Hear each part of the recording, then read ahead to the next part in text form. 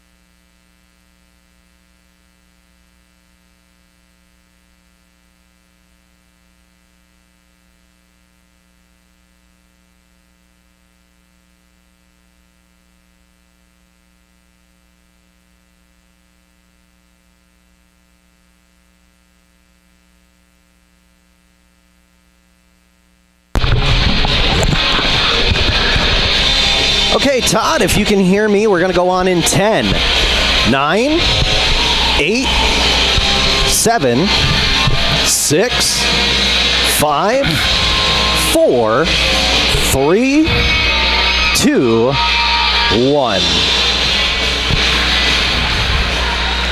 And good evening, ladies and gentlemen. Thank you for listening in on Mix 96.1 FM and watching along with the live stream on PotsdamBears.com. For Todd Truax engineering this broadcast on the Mix 96.1 FM side, and for my color commentator, the former Potsdam Bears coach, John Horn, I'm Taylor Salisbury, and we are here at the Maxey Hall Arena on this Friday evening for the first of two men's hockey games this weekend as the SUNY Potsdam Bears will collide with the visiting Hobart University Statesmen. And John, for SUNY Potsdam, this is going to be quite the hill to climb, as Hobart, coming into this game, is undefeated on the season, and they also, over the last couple of years, hold an outstanding record that you would like to share with us. Well, I'll tell you, this is going to be an outstanding game here tonight. The Hobart Statesmen have just put together unbelievable numbers over the last few years. 3 times national champions, 3 in a row national champion. They come in with a 92-5-1 record, which includes the last 3 seasons plus 6 games in this season. So without a doubt, they're going to be a handful. Coach Mark Taylor, twice in the last 3 years, been the National Coach of the Year.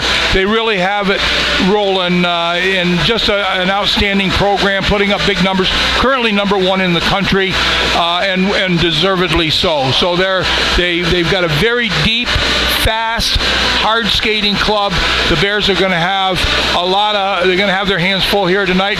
Going to be looking towards our goaltender, Lenny Pierno, to make a difference in tonight's game for the Bears. But even though Hobart has a great record, they cannot sleep on the Potsdam Bears, who have gained momentum since last weekend as they put on an offensive explosion against SUNY Canton right down the road. Well, Potsdam comes into the season at 3-2, and most recently, as you said, a 7-3 victory over Canton 10 miles down the road. Hobart comes in at 6-0, 2-0 in the league. Very young season so far in terms of league games. As a matter of fact, the Bears only have one league game, and that was last week against SUNY Canton. So with regard to Hobart, their wins on the year in terms of their SUNYAC wins is they've got wins over Skidmore and Plattsburgh. So, and they're 2-0 in the SUNYAC. So they've beaten Elmira a couple of times, but again, this is a high-powered club, and this is a SUNYAC game. The SUNYAC League has expanded now to 8 teams, with Hobart and Skidmore joining the league. So SUNY again, a SUNYAC game here tonight, and we'll be seeing another nationally ranked team tomorrow in Oswego. It's going to be two hard-fought battles here for SUNY Potsdam this weekend in the North Country, as we see the starting lineup here for Hobart, and we will also get the starting lineups as well here for the SUNY Potsdam Bears. Hobart has Inya Beloff coming in at the left wing, with Laurent Trepanier at center and Adam Andrus at the right side. Connor Lally will be playing defense with Tommy McDonough, and we'll see Maverick Goyer in the net for the Statesmen. The Bears will be starting off with Ryan Mulmeister on the left side, with Mason Hohen, Jacob Hall on the right side, Michael Campbell and Zednik Dobis on the point, with goaltender, the junior, Lenny Perno, in nets for the Bears. Perno, one of the really stonewalls here for the SUNY Potsdam Bears in the net, and he is going to have to be near perfect here in this game if SUNY Potsdam wants to come out with the W. We talked about the Bears are wanting to keep the game outside of the dots, if you will, keep them on the perimeter as best you can. They'll play somewhat of a conservative game, I would think, even though they're not going to sit back too much. You can't sit back against the team. You're going to try to repress them as best you can, but you can't get caught against a fast team like Hobart and give up odd man situations. So you got to be mindful of your positions, especially through the neutral zone. They will attack you hard, and they'll follow up. So the Bears have really got to be mindful of the system that they want to play tonight. And now we will listen to the national anthems.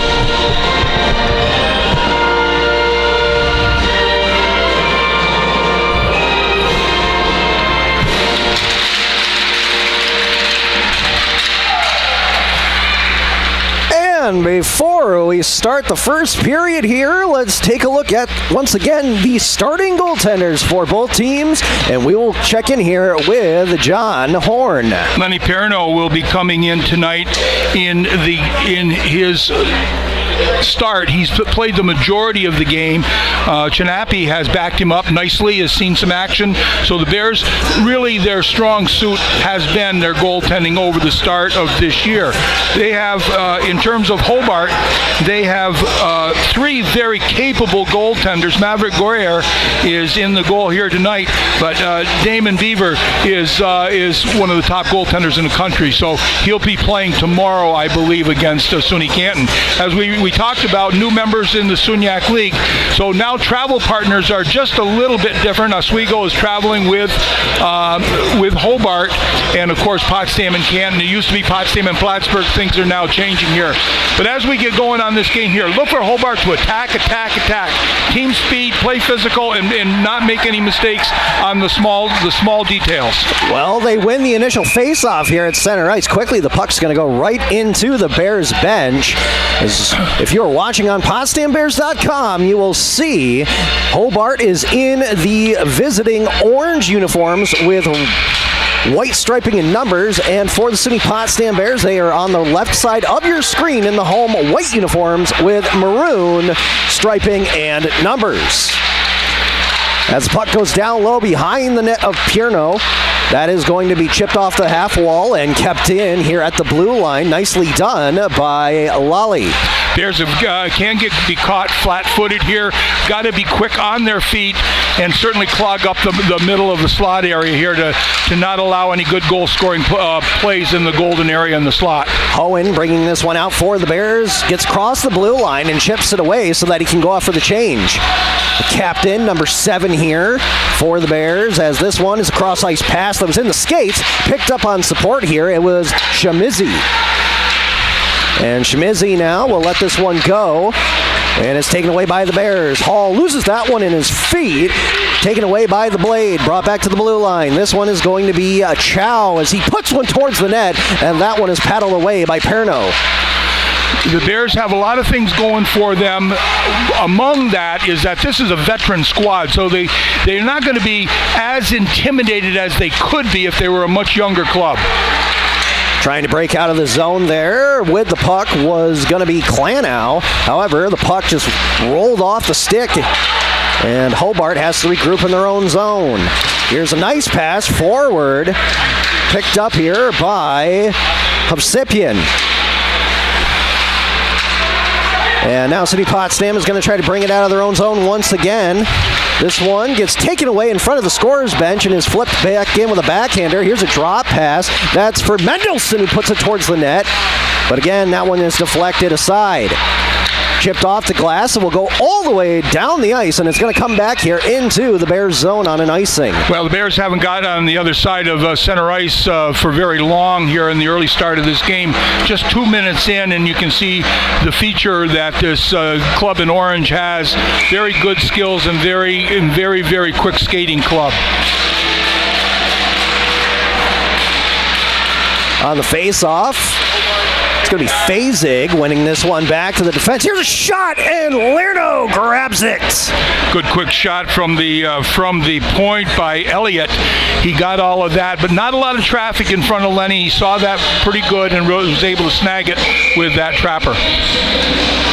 And so both clubs will reset here to the right of the cage of the Potsdam netminder. Pass, tape to tape. Here's one that, losing his footing there was defenseman Josh Doolin. However, he was able to quickly recover to make sure that Hobart remains on the offensive possession, and that one is going to deflect off of the stick out into the mesh. Good quick shot from the point there. That was deflected out of play, I believe, by Finnegan Kilmurray, the sophomore from Ottawa, Ontario. Bears are going to have to be featuring some block shots here tonight. will look for them to really pay attention to their defensive end coverage against this strong club. Tough angle shot there on Perno. He's able to just huddle himself up to make the stop. Meanwhile, a 3-on-2 back the other way, breaks down quickly. High stick there is waved off as it's kicked back in by the other captain on this Bears squad, and that is Campbell. Hobart wanted an offsides there, didn't get it. Salas will have to track this one down. Perno actually gets to it first, flipped it forward. However, it's kept in here once more by the Statesman. Going to have to pay attention here on keeping the puck active inside the defensive zone. Probably whenever Lenny can shut it down, he will. He'll have to pay attention to the tempo of the game. On the dump in, SUNY Potsdam goes for a full sail change. Behind the net, here's a pass that connects, and then it goes off the stick of Andres. He got to the blue line. That's as far as he'll get as Malmeister brings it back left to right. There's a shot that just almost grazes the right post, and it had a lot of mustard behind it. Kept alive. Here's a rebound in front of the net. They shoot. They score! It's deflected in by Malmeister, and SUNY Potsdam takes an early 1-0 lead. Well, the shot came from the point. It was Goyer that is down. He looks like he is maybe favoring his right leg, but the puck stayed loose, and there was a shot. He was able to initially stop the first one, but it was the rebound that got behind him, and I'm going to suggest that it was Malmeister, but there was another player in the area as well. Well, whether it be Malmeister or another player from the offensive line, it is a 1-0 lead here for the Bears with still plenty of time in the first period, 16 minutes and 5 seconds. That is a great way, a tremendous way for the Bears to start this game out, as now they'll go back for the puck in their defensive zone.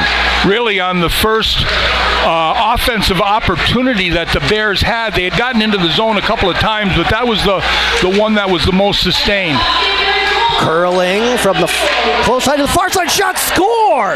That one goes through Perno's arm, trying to get the number on it. It was number 29, that is Khalil Fontana, a senior forward, and he has quickly tied this one back up at 1. And it was Malmeister that ended up getting credit for that goal. So the game is tied here, a couple of goals here in about 1:20, I think, as we'll get the arithmetic on that when we see the official stats. But nonetheless, it's a 1-1 tie with 15:42 to go here in the first period. Well, you said it best at the start. Hobart was going to push against this Bears team, and right now they pushed back after letting one in the back of the net. Yeah, that was, I'm going to say, I'm not sure how that got in. It wasn't as clean a goal as you would expect them to get. Lenny might have wanted to have that one back a little bit, but nonetheless, goal's a goal for them, and they all count. He absolutely got a big chunk of it, that's for sure, in that crease.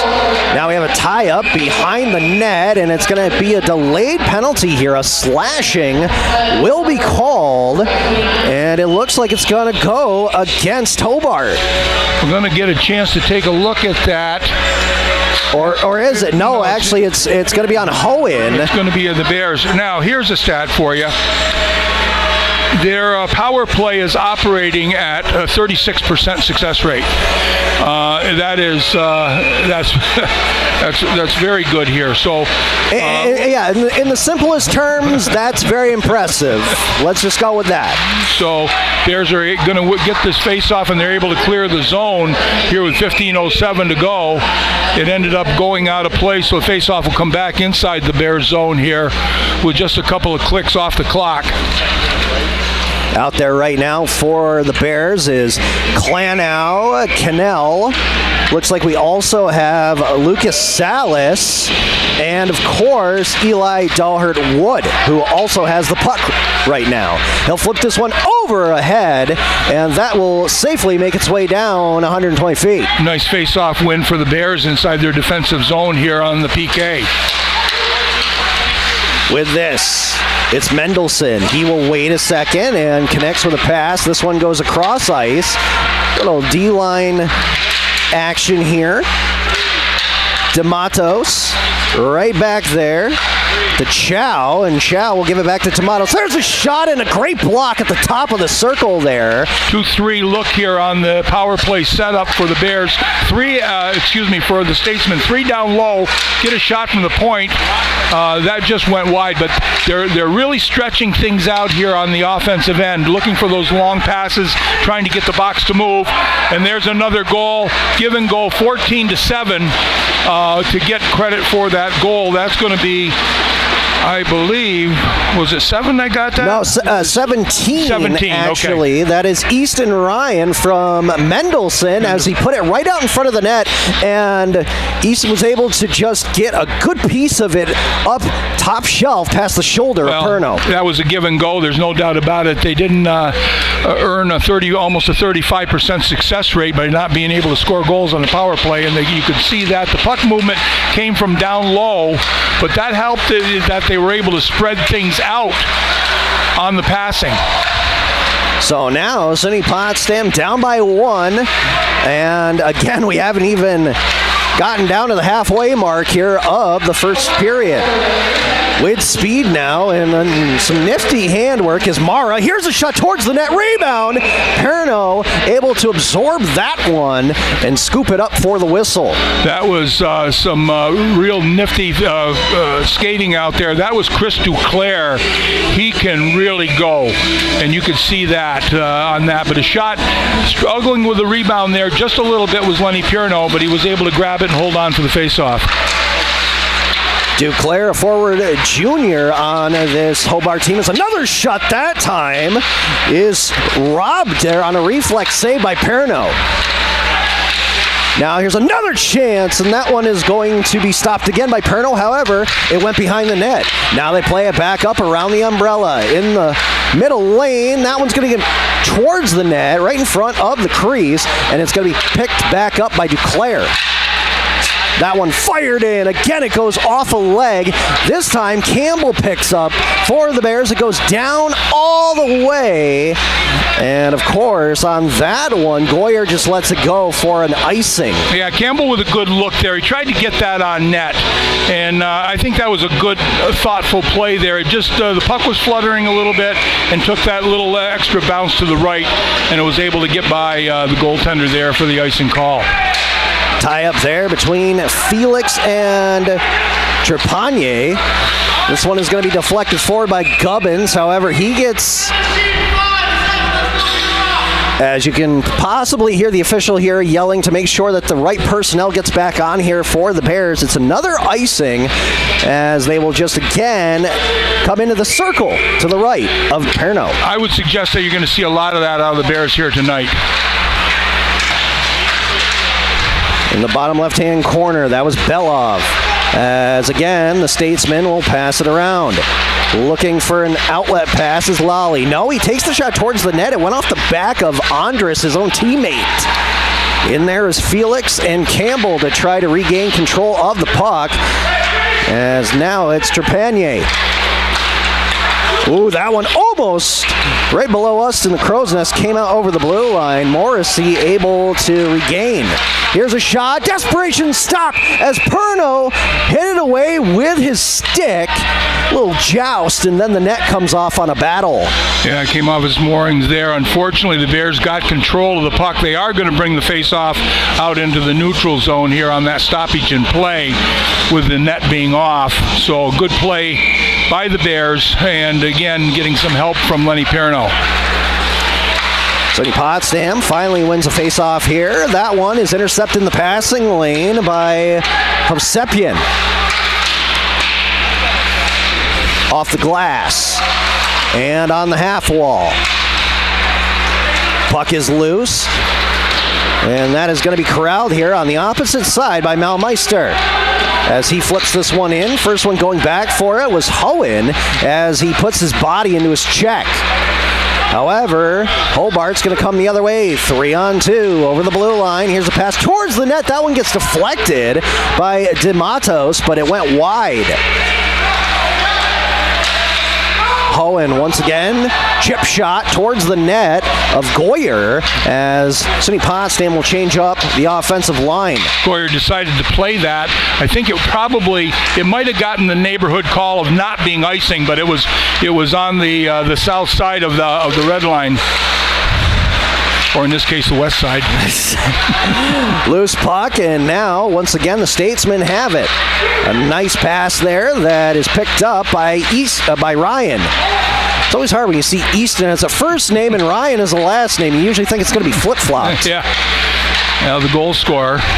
He did score the go-ahead marker here for the Statesmen as we are almost halfway through the first period. 2-1 Hobart over the Bears. Bears hanging in there.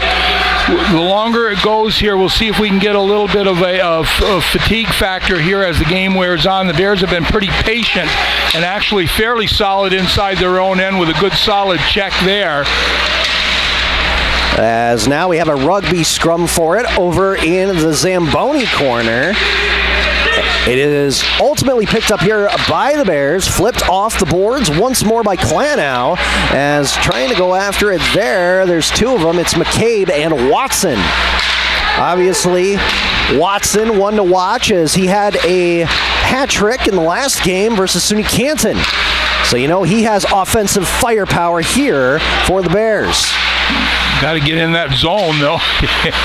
Got to get in the offensive zone to have that opportunity here. The Bears finding that not happening all that often here in the game so far.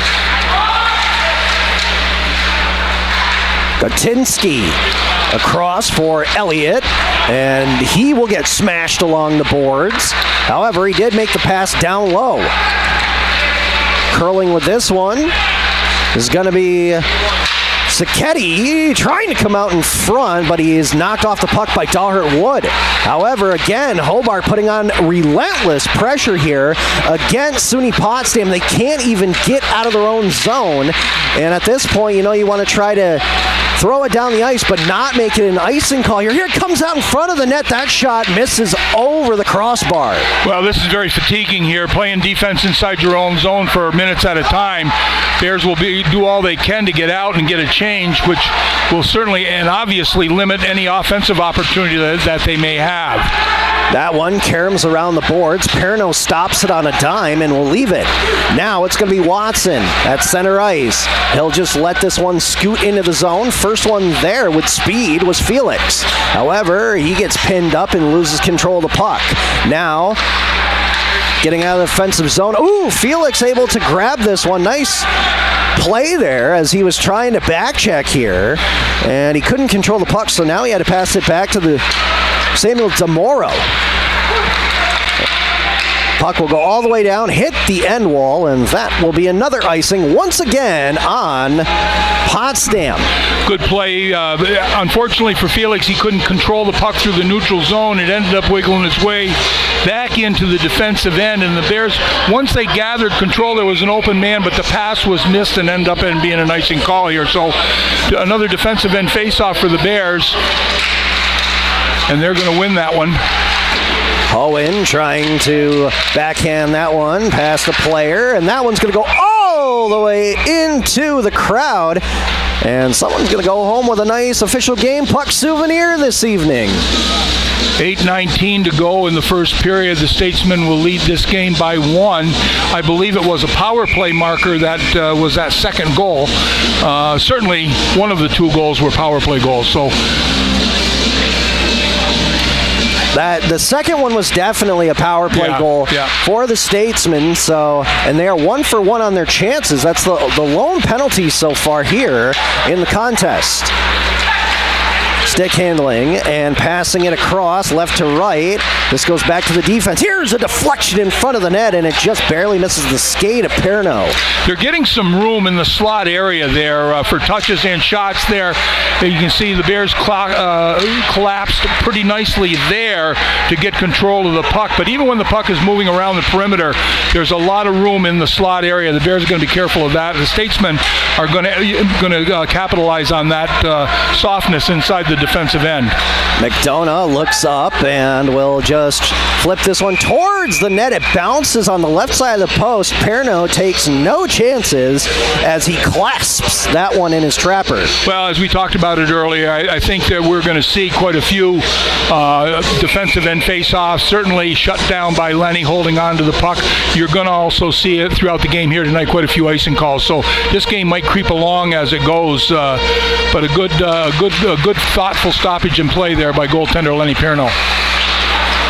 Salas misses his intended target. That was Cannell. The puck keeps trickling down into the Hobart defensive territory as Cannell will fight for the puck here. And he does get a little bit of support here. Salas will throw that over the stick of Perron.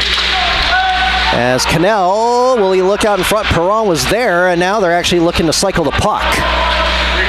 On the opposite side, up in that upper right part of the defensive zone of Hobart. This one is stolen away. Here's a shot towards the net, and that one goes right into the breadbasket of Maverick Goyer, who has really not had anything come his way so far besides the lone goal by the Bears. Yeah, that's probably his third or fourth save on the game here so far with 6:56 to go.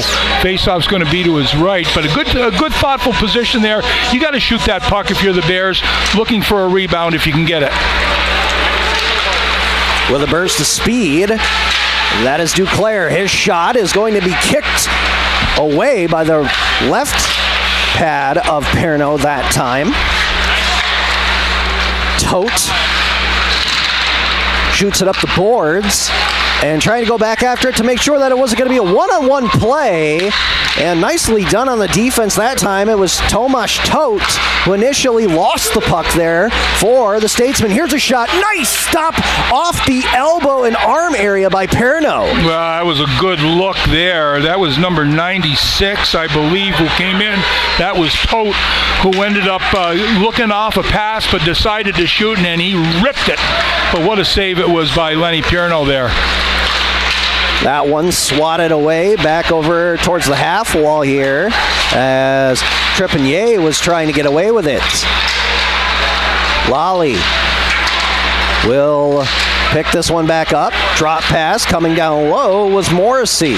Morrissey gives it back to him. Here's the shot towards the net. It's a wrist shot. That one didn't get through. The second opportunity did. Now another chance here on the third time, but that one goes wide as letting it go on the fire was Belov.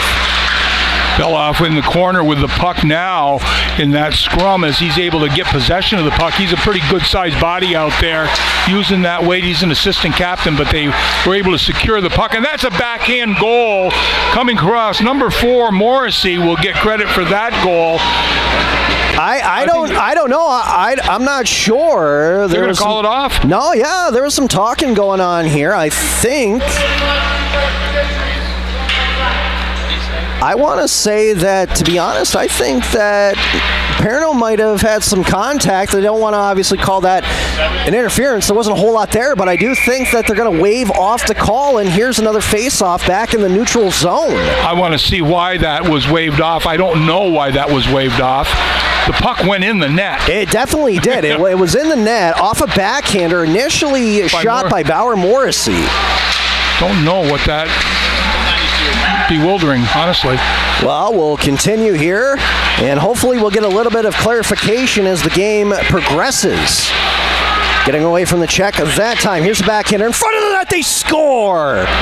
That time it will count as it's Tanner Daniels, the senior, ripping that one by Perno, and it's now 3-1 with 5 minutes remaining in the first. Well, I'm going to let you regroup that one. I had taken my eyes off it to look down here, thinking about going down for a clarification, but nonetheless, the just relentless pressure that's being put on by the Statesmen right now, with 4:52 to go in the first period and a 3-1 lead. Perno's just seeing a lot of rubber here in the early going. Let's see how the Bears can answer back here. First way to do it is win that face-off. Miscommunication. Delhart Wood almost losing that one in his own zone, and now he'll bring it up and pass it to the left wing side. That was for Clanow, and that's knocked away, and here's a foot race, 2-on-1 possibly as they come in through the legs of Salas, and that was a misdirection as Mendelson couldn't get a piece of it. Well, I'm not sure who the puck carrier was. It was Ryan, I believe. And here's Fazig with a backhander towards Perno. He will foil that opportunity. However, there's a tripping coming to SUNY Potsdam. Good play by Lenny Perno to really shut down the puck carrier and force the pass on that 2-on-1 situation that really couldn't be handled. But nonetheless, the Bears, after spending considerable time in their own end, ended up taking a tripping call there. So that's going to be number 12 going off for the Bears. As we look at that's Cannell. Second chance here on the power play so far in the game for the Statesmen. They are 1 for 1 with the puck now is Duclair. Dolan will get that one. His wrist shot goes off the skate of Delhart Wood back into the center ice. Pick play as Duclair swings away from the defender. Back up to the blue line. Slap shot fired in, and that went off a body in front of the net. Duclair recontrols it. Again, in that 2-3 look, really stretching things out here. And some crisp passing here by Hobart. They are showing why they have such a tremendous record over the past 3 years and also remain undefeated so far in this year's campaign. A little bit of a different look here. Umbrella kind of a setup, so it's a different look than we saw in the first power play. Outcome is still the same. They're possessing the puck. It is going to be a hand pass, but moving the puck quickly and around the perimeter. Bears were setting up nicely to block the passing lanes so far in that first minute of their penalty kill. 3:17 to go on the Cannell penalty, and the faceoff comes out into the neutral zone. 1 minute remaining in that infraction by Cannell. Just about 3 minutes and change in the first. 3-1 is the score as Hobart tries to pour it on here with another power play goal. With it is Lally. So again, the umbrella with the high with the guy in the middle of the slot the slot area, if you will, the bumper they call that. And so moving the puck around, a little bit different look than we saw in the first power play, as I mentioned before. Belov shakes his man off. As again, Hobart able to work it around right to left. And here's another pass. It's Lally looking down for Duclair. Looking for that one-timer. However, they could not get it off. And now coming out of the box will be Cannell as that power play is terminated. Pretty good look there for the Bears on that PK. Nice movement. They blocked things very, very nicely. Stayed head up on the offensive player. Didn't allow a lot of passing lane. So real nice penalty kill for the Bears with there to kill that off. 2:08 remaining in the first period. Hobart leads this game 3-1. Faceoff will be to the left of goaltender Goyer. Perron steps into the faceoff circle. And that one will be whipped around to the far side off the boards, but it's quickly dumped back in by the Bears. On the breakout. That goes off of the stick of Daniels. Having come back for it was Morrissey, and he will control it. As that one zips through a couple of bodies. Hobart will throw it towards the net, and that one is jabbed away by the stick of Perno. Steered aside, getting it out of the danger zone, but puck recovery has been very solid here for Hobart in this first period. They're getting offensive opportunities, but when they miss, their speed is allowing them to recover the puck quickly and maintain possession. Swift trying to use his whole body to his advantage there. That one goes away from Clanow. Swift will tip this one in. Going after it was Morrissey, as now he's going to get pressured from behind by DeMoro. Meanwhile, it's flipped back out. into the center ice circle. Clanow will chip this in with 1 minute remaining in the first period. And that was miscommunication there, a blindside pass, and here come the Bears. Watson takes the shot towards the net. Goyer easily will knock that up into the corner. Might have got a little bit of help from the defensive stick there to take a little bit of that speed off the shot. As that puck again goes around the boards, it will now go behind the cage of Perno, who's a little bit confused on where it might be right now. This fast-paced action will finally be coming to an end here momentarily. Here's a wraparound and able to make that stop. It's a robbery by Perno. Easton Ryan there just came from nowhere below the goal line here on our left side, and he just came out unattended to and had forced the save by Perno. Shot towards the net, misses wide, and that will do it. As the first period comes to an end, and after 20 minutes of play, it is now currently here at the Maxey Hall Arena, Hobart 3 and SUNY Potsdam 1. Well, they're living up to their billing here. There's no doubt that it's a challenge for the Bears in almost every asset of the game here. They're really doing the best they can to be patient and positional inside their own zone, as not to get caught out of position with the quick puck movement and the quick puck recovery and the quick skating. And how many more quicks can I say? I don't really know, but they really have done everything they can here to try to slow down this high-powered offense. And really, not a lot of weaknesses in this Hobart team you can see right now. Nothing so far besides, again, that one goal that bobbled and bounced around. They gave it to Maumeister, and that's where we will sit here in terms of offense for the Bears. We will be back here in 9 minutes' time, and we will be bringing you your first intermission statistics, also give you some updated out-of-town scores. So sit tight. We will be back here momentarily on Mix 96.1 FM and PotsdamBears.com.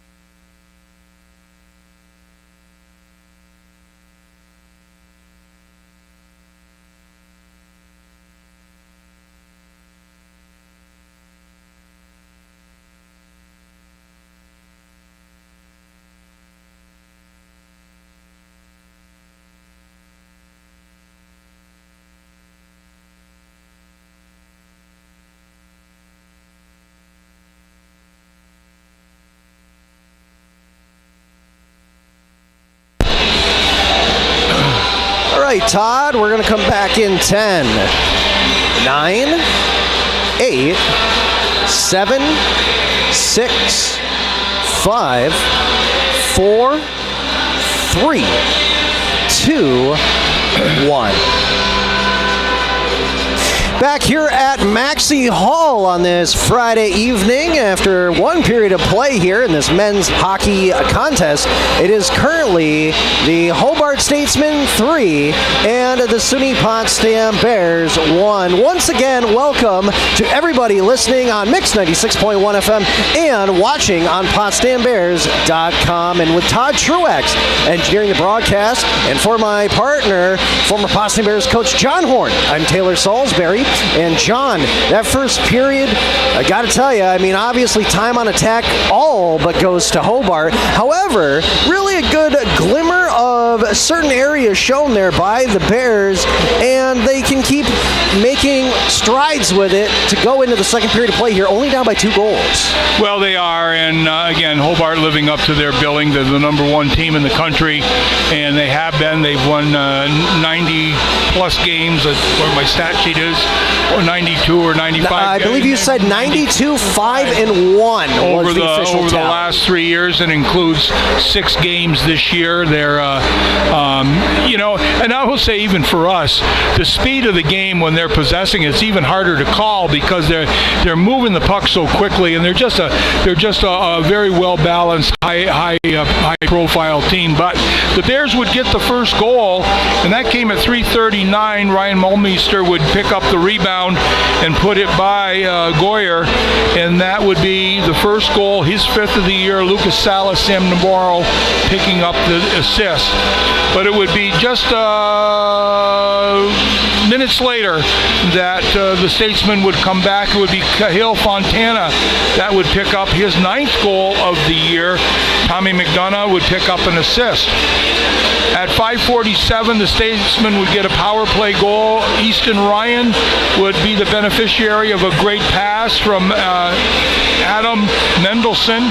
Callum Chow would pick up the secondary assist. Tanner Daniels would give the Statesmen a 2-goal lead, with a voice band would be pick up, Hovsapian would pick up his 7th assist of the year, along with Cahill Fontana picking up the 2nd point of the night for him. Shots on goal in that period had the Statesmen out shooting the Bears 17-3. We'll see what the coaching staff can come up with, but again, cliches in this game. You have to play this game.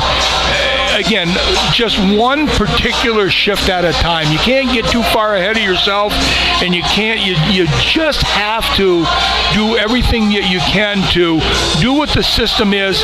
Try to get on the ice, make your contribution, keep them off the scoreboard, hunt and pick for your offensive opportunities, because they're not going to be very plentiful here tonight. The game is going to remain a game as long as they can play solid in their defensive end and through the neutral zone. Hobart attacks with speed. They recover loose pucks. They're able to formulate plays inside the defensive end, so the Bears are going to have to regather themselves and really pay attention to what their responsibilities are on the defensive side of the puck. And before we start the middle frame here, Potsdam, New York, we will go over your out-of-town scoreboard. Give you all the updates here for SUNY Potsdam. Their women's hockey team is at Cortland at 3 p.m. this afternoon, and that one ends in a scoreless tie, 0-0. In men's basketball, they're at Chatham University, and with 13 minutes and 17 seconds remaining in the first half, they are down 18-6. For SUNY Canton, the women's hockey team is at Buffalo State this evening. After 20 minutes of play, they are down 1-0. The men's hockey team is hosting number 7 ranked Oswego State, and at the end of the first period, it is scoreless between those teams. For St. Lawrence University, the women's hockey team is playing Yale right now, and in the third period, they are down 2-1.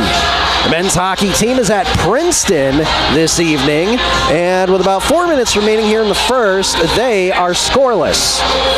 For the Clarkson Golden Knights, their women's team is taking on Brown across the way here in Potsdam at Shield Arena. And after 2 periods of play, they lead Brown 4-1. And the men's hockey team for the Golden Knights are at Quinnipiac. You can hear that on 99.3 FM as well as on ESPN Plus, but they are down right now to Quinnipiac 2-0 after 1. Other men's SUNYAC scores, Cortland and Skidmore are at the end of the first period with no score. Buffalo State leads Fredonia 1-0 after 20. Plattsburgh State is winning as they host Morrisville. They're up 1-0. In women's SUNYAC, Plattsburgh State and Morrisville are tied at the end of the first period, and Oswego State is at William Smith, and they also have no score after 20 minutes. Well, we'll see if what the coach could draw up here. And again, having been in this situation as much as I can remember back in the olden days, there's very little you can do except make sure that you reinforce what your commitment was to your game plan, but also just try to keep your energy up and keep trying to play one shift at a time. There's the cliche for you. And also, it goes the other way here for Hobart, if you think about it, because remember, and you know this very well, the worst lead here in hockey is always 2 goals. Well, the other thing too is that you can hope and pray, at least if you're the Bears, that they get a little ahead of themselves. I don't think so with the coaching staff that they have here. They're well used to playing in these games. So I would get that they'll keep the pedal to the metal here throughout most of the game. I wouldn't see them letting up. I'd be very surprised at that. Lenny Pierno went down awkwardly there, and that caused a stoppage in play. We'll see if he's able to gather himself. I know that he at times has battled some lower body injuries that have been plaguing him throughout his career. Well, he just tried to do a spread eagle in the crease to try to get over to the right side and make a save on a possible shot. However, it didn't even come towards the net. He's on his feet right now, and he looks like he's a little bit jarred, but he's shaking it off. Well, again, we'll keep an eye on that. Like I said, he's had some lower body things here that have gone on over the years, so we hope that he is able to keep and play up to his standard. Campbell trying to get his stick down. That's lifted up as it comes out in front of the net. Perno has to slide over, and he does at the last moment. Boy, I don't know how that puck stayed out. The puck came out, got low in the slot area. I think that's number 29, Fontana, who got his stick on it. He was patient with it, albeit a second at a time. Just tried to slide that through the 5-hole, trying to catch Lenny coming over from what would be his right to his left, and I'm not sure how that stayed out. Salas loses this one, and that one quickly fired towards the net. However, missing the shot was Fontana. Once again, this puck is bobbling back below the cave entrance of Perno. Cannell flattens his man here right below us, and that was Daniels. You can tell that one hurt as Daniels now swings to the far side away from the play. Perron will keep it alive here in the offensive zone. However, there's nobody down there to pick up the puck, as coming out of his own zone is Hovsepian. And a nice nifty deke there as he puts it towards the net. His wrist shot goes wide. A little too soft there as they come out with it. Nice play in front of the net to prevent that wraparound. Ooh. And to miss an open net there. Offensive opportunities are coming plentiful here for Hobart. That one literally skittered through the crease as Perno was trying to regroup and get himself back to just a base. And now the Bears are able to avoid that danger as it's flipped up into the waiting glove of Guyer. Well, nice dump in, as it were, trying to get a change. We're in the long change period, the second period here. Bears wanting to get off the ice, and they were successful in getting that stoppage in play here with 17:59 to go in the second period. Malmeister ties up his man. Coming in, swinging to grab the puck was Doolin. And now it's a 3-on-2 back the other way. That one is tipped away back towards the bottom corner. As it's going to be Mendelson losing control of the puck. This one goes off a skate, an errant pass there by Hall. Neutral zone coverage is very, very tight here for Hobart. Not a lot of room for the Bears to formulate any offense through the neutral zone with a good back pressure from Hobart. This one was saucered over, and holding on to it was Ryan, and boy, he let that one fly as it goes over the net. Again, the very too much time and too much space there for the Bears. He came in, he was going to look off a pass. He said he might as well shoot it. He got about 15 feet out from the goal. Nobody's going to have a better goal-scoring opportunity than I do right here. Just missed the top corner. With that long change that you mentioned, the Statesman trying to come back here left to right.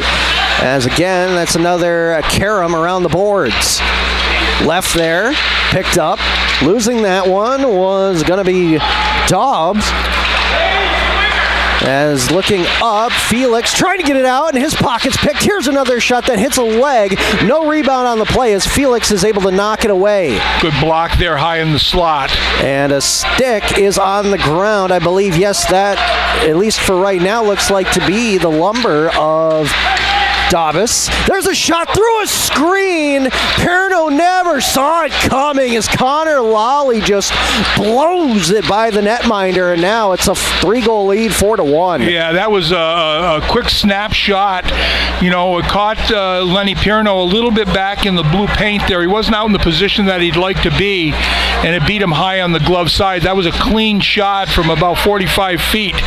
That really beat Perno.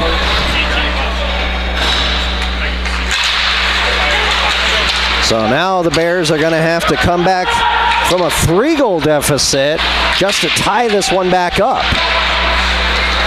As that one will be chipped past Salas, but he did have some support there coming back on the play.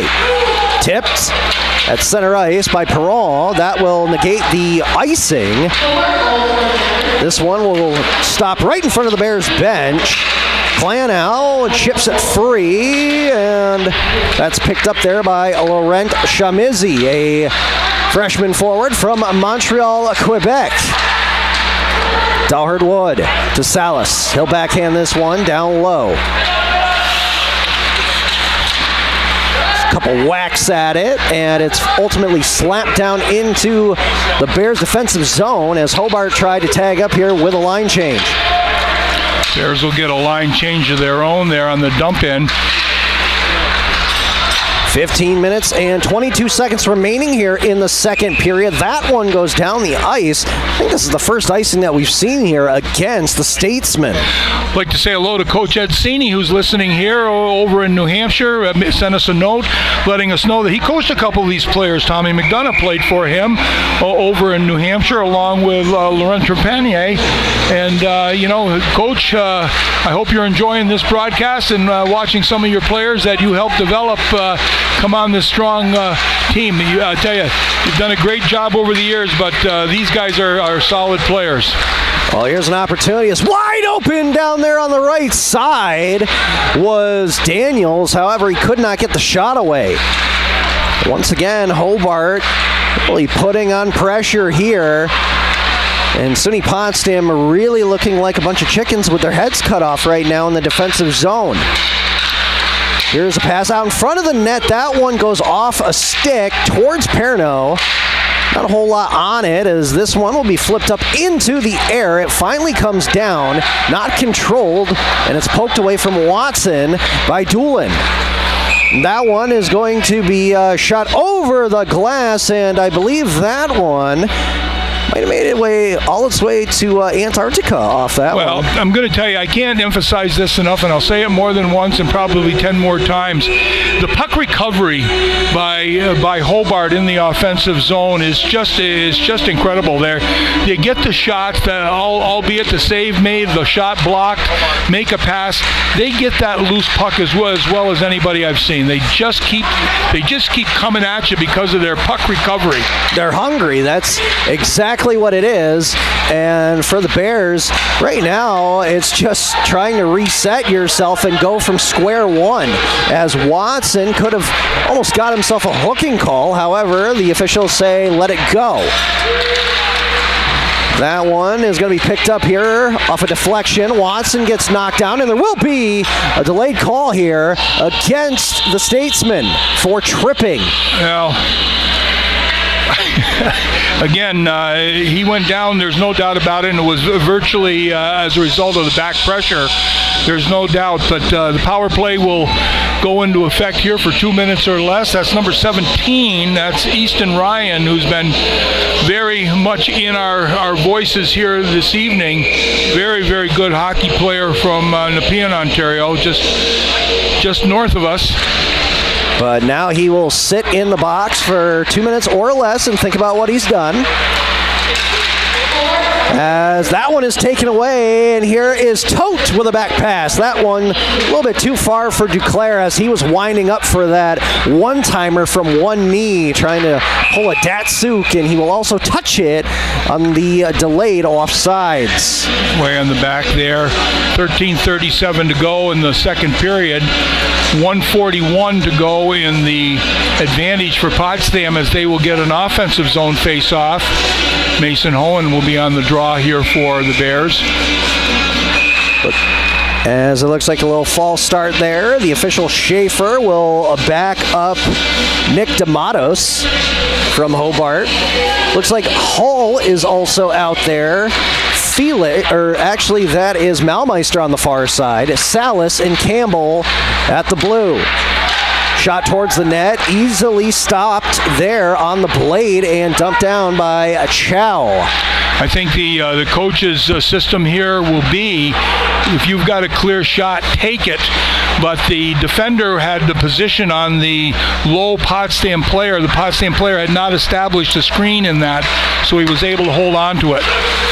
Hohen, pass to the right side. Salas regains control of it as he briefly lost it. He thought it was in his feet. However, it squirts free, and Hohen's the first one to grab it. Now to Campbell. Across again, Salas. Malmeister has that one bounce over the stick. And Campbell trying to keep it in. That one is chipped away by Belov, and he's going to quickly hustle to the bench. 42 seconds remaining here on the power play for SUNY Potsdam, as they are down by 3 goals, 4-1, with 12 minutes and 30 seconds remaining in the second period. Not getting much time in the offensive zone here on this power play. Pressure by the Statesmen in all 3 zones are preventing an opportunity for the Bears to really think about what they're trying to accomplish on their power play here. There's just no time and space. That one went into the Bears bench, actually went into the glove of Chinapi. So record him with a stop in this evening's game on the stat line. 16 seconds remaining here for the Bears. Have possibly one more opportunity here on the power play, as Perron tries to drive through his man. However, he cannot do it. Cannell will bring this one over the blue line, and then he's rubbed out. Far side. Comes from it. They score! Cannell tips it off a beautiful pass by Damas, and the Bears make it 4-2. Well, that was going to be, we're going to see who ends up getting it. I think it was 18, I believe. We'll see on the official scoring on that. It doesn't make any difference, but the pass came from the far side, right along the goal line, and it was just a plain deflection up high and away that gets the Bears their second goal of the night. I believe, I don't know whether that was a power play marker. It was A power play marker? Yep, it was at the waning moments of the power play. I think there was about 8 or 9 seconds remaining. So SUNY Potsdam 1 for 1 on the man advantage here this evening. And they are now down by 2 goals halfway through the second. In the corner now with it. The Bears are forcing the play, a bit energized by that goal that brought them to within 2, playing with a little bit more enthusiasm. There's a shot that deflects off a skate in front of the net of Goyer. As the Statesmen try to bring it back the other way, and Campbell sacrifices the body. There's another shot that is ripped in, goes wide of the net of Perno. And again, the Statesman will just reload as that one deflects towards the net. Again, it goes through the crease as Perno is down and out. Relentless. That is the word here for Hobart in the offensive zone. Relentless. And now they have picked up the pace as they have let their lead come back down to 2 goals here. Icing was waved off there on a good call by the linesman. Could have been played over towards the blue line. He gave up on it. Here it comes in front of the net as Belov tried to get a piece of it with his stick. Both teams kind of whacking away at it. Like Paul Bunyan. Finally, it's controlled. That pass too far in front of Trepanier. And SUNY Potsdam, Hohen will dump this one in, and then he gets creamed along the boards.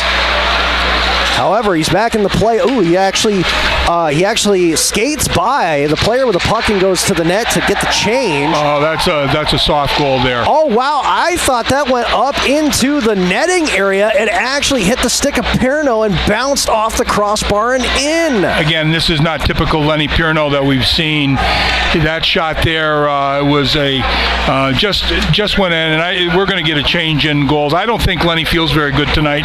He wasn't in a good position to make that save. It hit his stick and it deflected right up above his trapper for that goal. Well, he was showing that he was hurting a bit there on that last goal by Hobart before the 5th one as he tried to do a spread eagle. And now in net for the Bears is going to be number 30, Luciano Chinapi, the 5'11 sophomore from Hilton, New York. And he's gotten playing time this year. He played a game, I believe. He might have played against Nazareth. I'm not sure which one. We got a penalty call here against the Bears, and that's a great save by Luch on that. The Chinapi really got that glove up there to prevent them to stretching this to a 3-goal lead. To a 4-goal lead.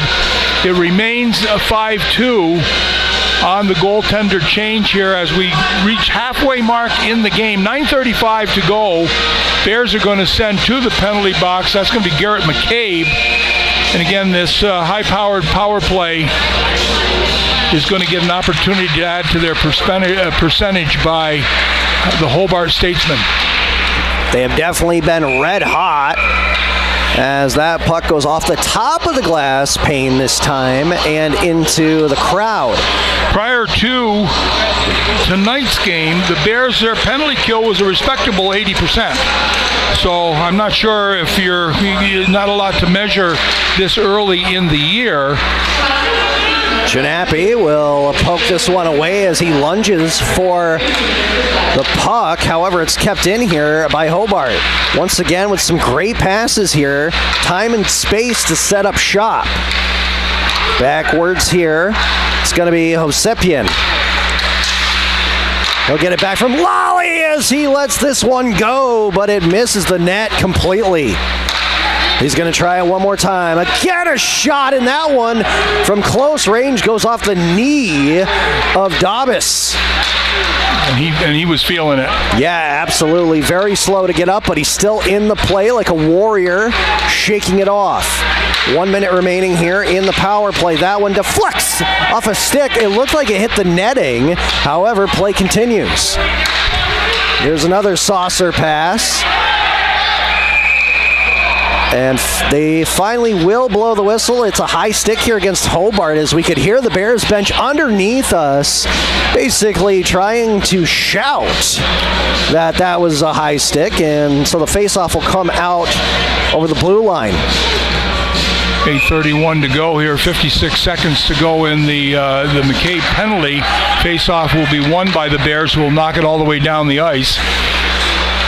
As we'll see this breakout by Hobart, 3 low coming all the way out. Hohen takes a hip check, trying to go back and get the puck as, there's another collision in the neutral zone. That was Kilmurray on the check right at the blue line. Good, solid play by Kilmurray. He's feeling it, wants to get the change, comes off. As now there's only about 18 seconds remaining here in the Bears penalty. That one probably should have been a delayed offsides, as Hohen was on the opposite side of the blue line. Krasnoyarov is on the ice now. Had to break in my lips on that call. Ryan, one of the goal scorers here for the Statesmen, not able to hold on to that one as Malmeister comes off the bench and he puts it back down low.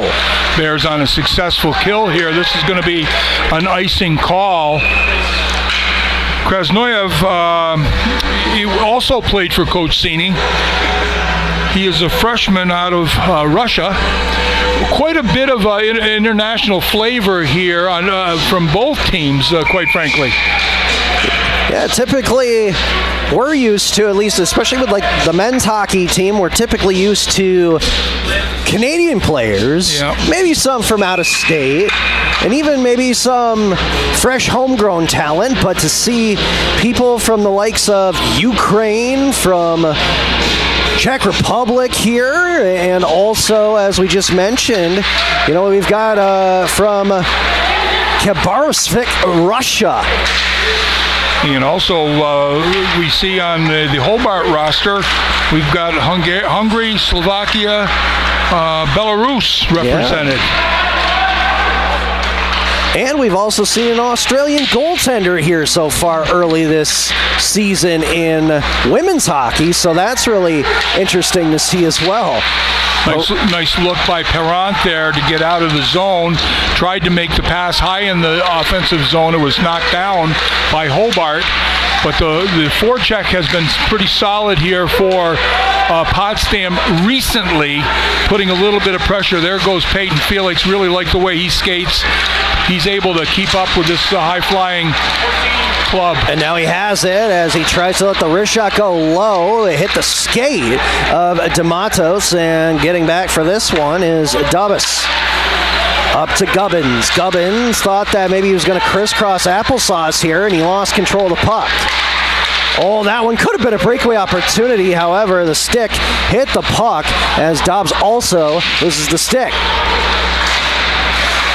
Another interception in the passing lane is now right on the left side. That is going to be Andrus letting it go. And it's a good save, 2 in a row by Chinapi. By Chinapi, excuse me. He made 2 good stops there as they were hacking away at the puck there right in front of him. That bounces all the way down the ice. However, it was going to get towards the net of Goyer. So the Statesmen will try to set up shop here in their own zone, survey the landscape, and look for the outlet pass. McCabe, he almost barreled through his man, and at the last second, he's able to avoid it. Good escape by the defender from Hobart. At the top of the circle, they score! Letting that wrist shot go again. It's Lally with his second shot goal of the game. And now it is 6-2 with 5 minutes remaining in the second. Is that his second goal in as many consecutive? So we'll see if he'll be marking for a natural hat trick here if he can get another one. But again, a good quick shot by Lally. He's the assistant captain from Scarborough, Maine. Played for the Boston Advantage in the NCDC. So Potsdam trying to come back off the face-off. It's Cannell tracking down the puck. Going back here left to right, it was Hosepien. However, he loses control. Now, in front of the net, that one's deflected, they shoot, score! On the rebound, it's Max Klanow! Well, Klanow right there, and the Bears never say die.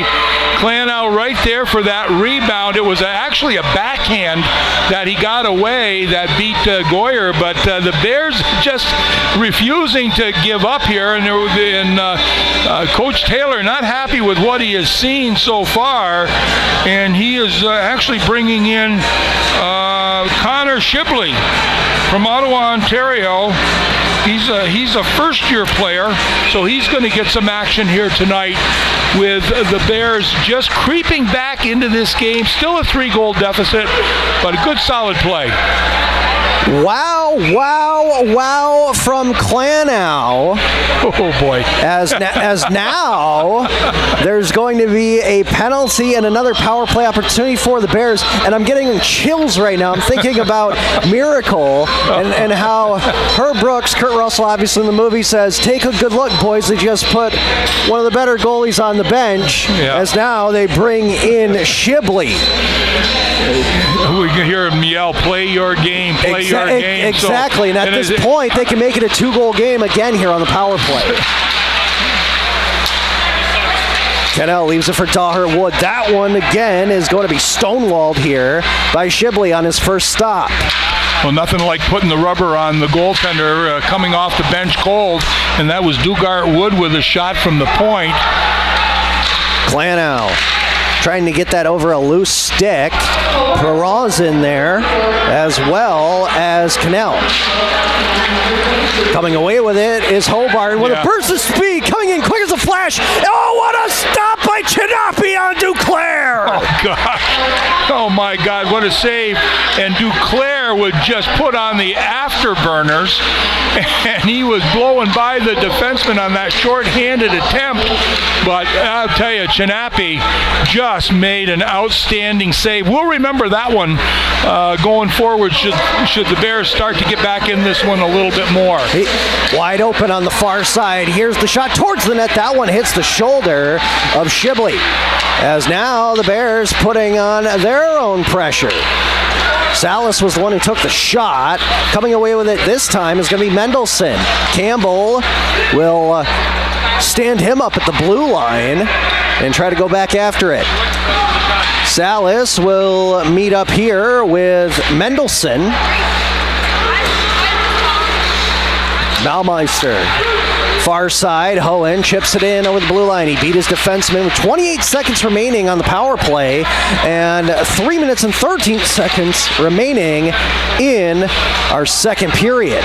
Bears got possession low in the zone, tried to get it back to the point, just missed the mark by a little, so the Bears have to go the full 197 to come up in another opportunity with 10 seconds to go.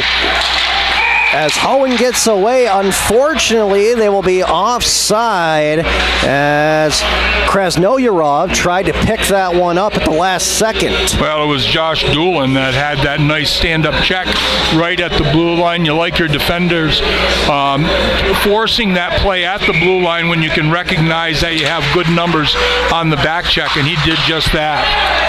6-3 here, the score for Hobart College, as that penalty has finished. And now Kilmurray overskates the puck. Passing it along is Watson. Kilmurray tips this one into the offensive zone.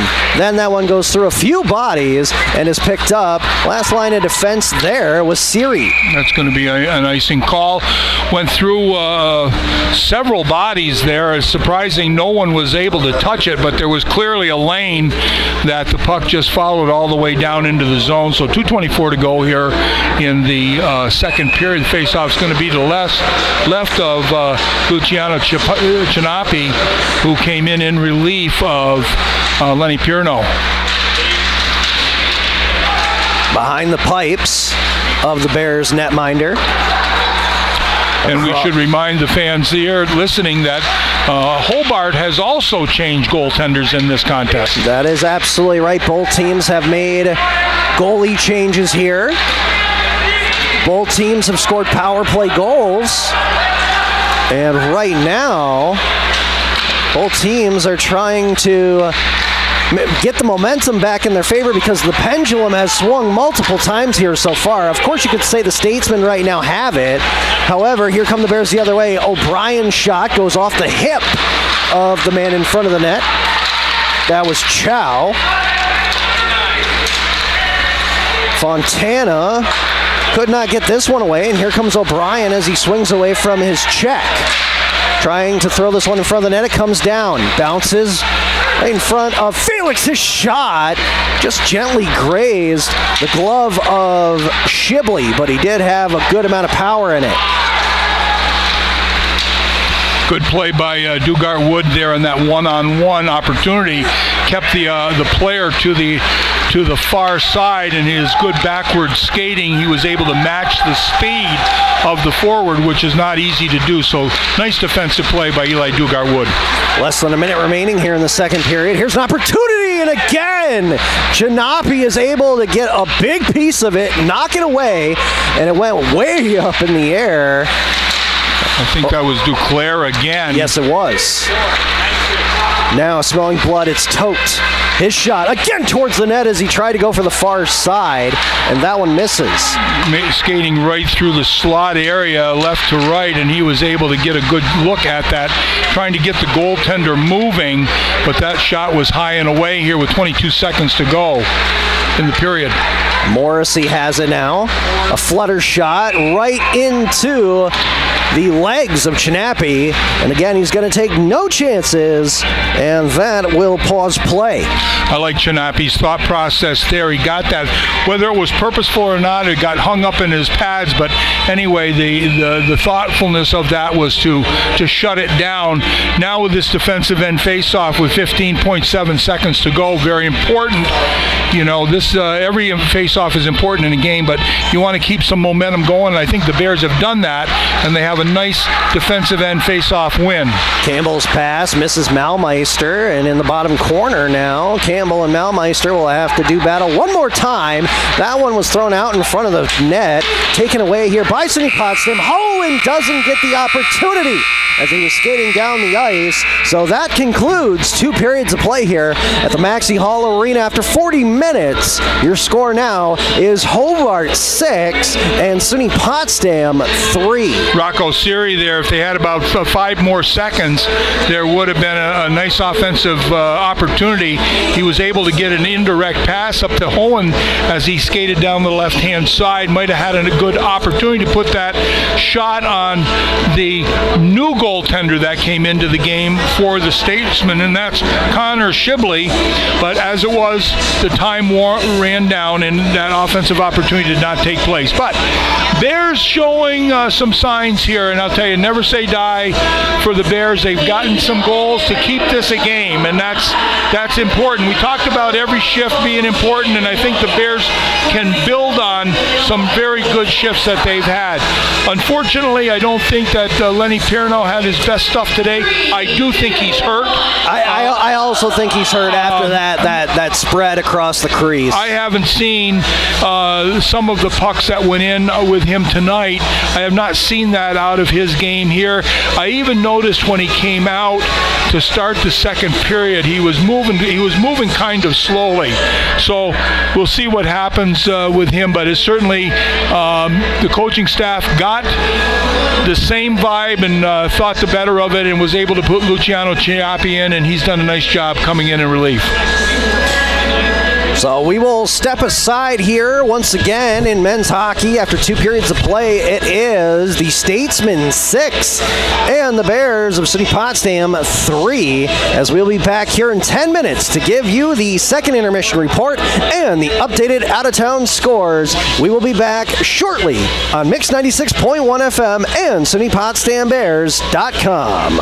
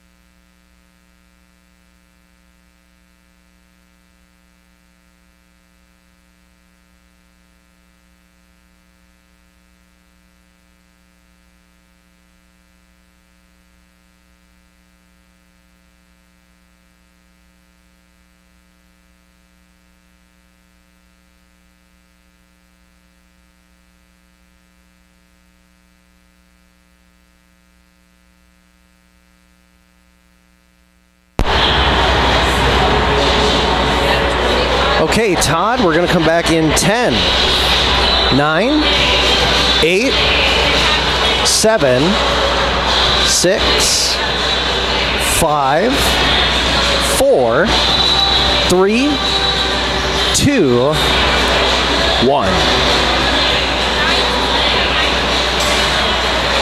And we're back here on Mix 96.1 FM and also on the live stream at PotsdamBears.com. For Todd Truax engineering this broadcast, and for my partner, the former Potsdam Bears coach John Horn, I'm Taylor Salisbury.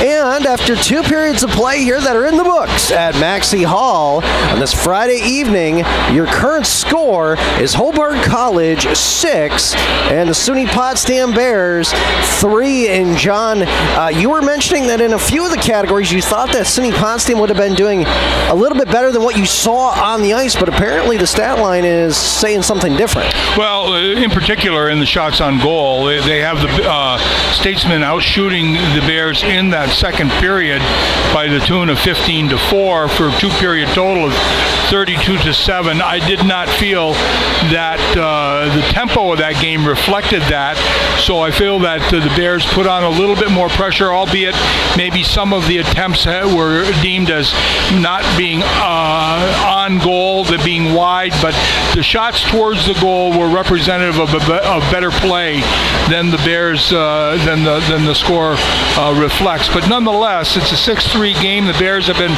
fighting through it.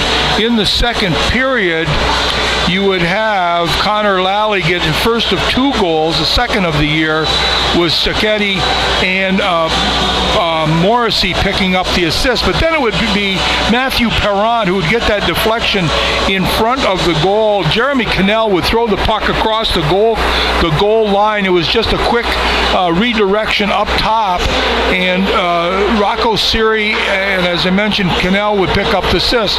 But then Nick D'Amatos would get his second of the goal, even strength. By the way, I should go back to say that Matthew Perron's goal was a power play goal. Yes. And then it would be D'Amatos who would pick up an even strength goal. But Connor Lally would get his second goal of the game, a shot from the point that Chow and Fontana would pick up assists with.